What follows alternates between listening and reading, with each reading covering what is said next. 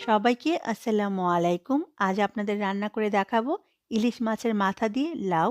লাউ দিয়ে ইলিশ মাছের মাথা এভাবে রান্না করলে খেতে অনেক বেশি মজা হয়। আশা করি আমার আজকের রেসিপি আপনাদের ভালো লাগবে। ইলিশ মাছের মাথা দিয়ে লাউ রান্না করার জন্য চুলায় একটি হাঁড়ি বসিয়ে দিলাম। দিয়ে দিচ্ছি 1/4 কাপ পরিমাণ রেগুলার খাবার তেল।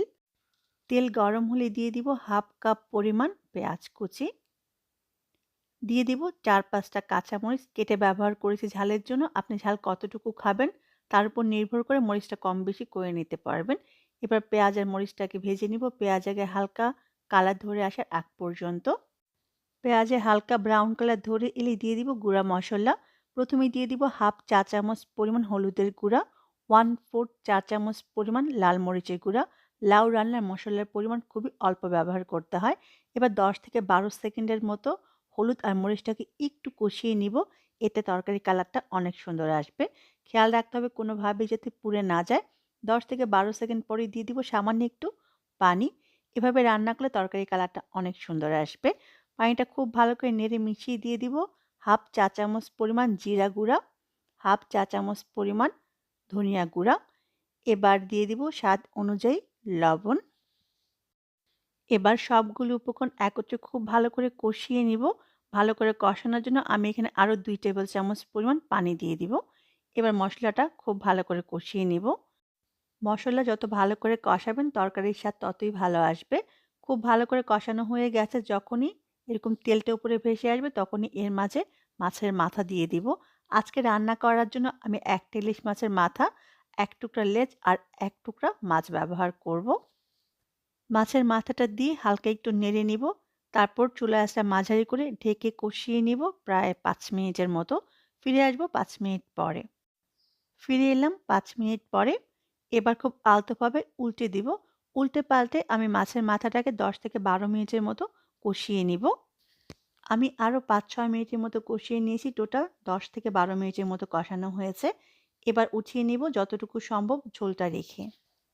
মাছের মাথা লেজ উঠিয়ে নেওয়ার পরে যে ঝোলটা থাকবে, এই ঝোলের মাঝে দিয়ে দিব লাউ। আজকে রান্নার জন্য আমি এখানে মাঝারি সাইজের একটা লাউ খোসাটা ফেলে কেটে নিয়েছি।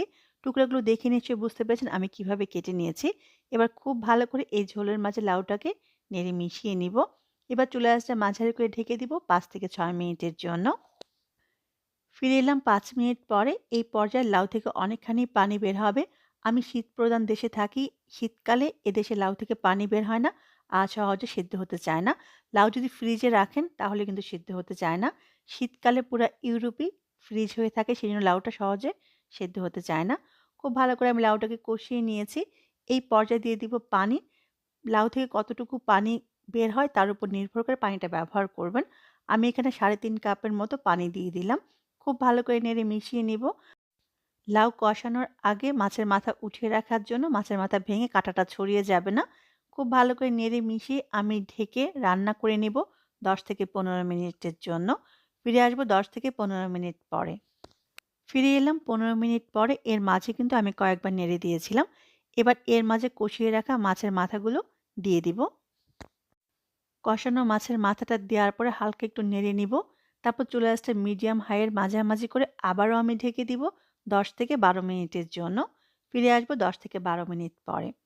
ফিরে এলাম ১০ থেকে ১২ মিনিট পরে। এর মাঝে আমি কয়েকবার নেড়ে দিয়েছিলাম। এবার দিয়ে দিব ৪-৫ টা কাঁচামরিচ ফ্লেভারের জন্য। আপনি ঝাল বেশি পছন্দ করলে কেটে ব্যবহার করবেন। দিয়ে দিলাম ২ থেকে ৩ টেবিল চামচ পরিমাণ ধনেপাতা কুচি। এবার ঢেকে দিব ২ মিনিটের জন্য। ফিরে এলাম ২ মিনিট পরে। লাউয়ের সাথে ধনেপাতা খুবই ভালো লাগে। আপনি পছন্দ না করলে বাদ দিতে পারেন। আমার রান্নাটা একেবারে পারফেক্টভাবে হয়ে গেছে আলহামদুলিল্লাহ। লবণটা চেক করে চুলা থেকে নামিয়ে পরিবেশন করুন। খুবই মজার ইলিশ মাছের মাথা দিয়ে লাউ তরকারি। সবাই অনেক ভালো থাকবেন। আমার জন্য দোয়া করবেন। আজকের জন্য আল্লাহ হাফেজ।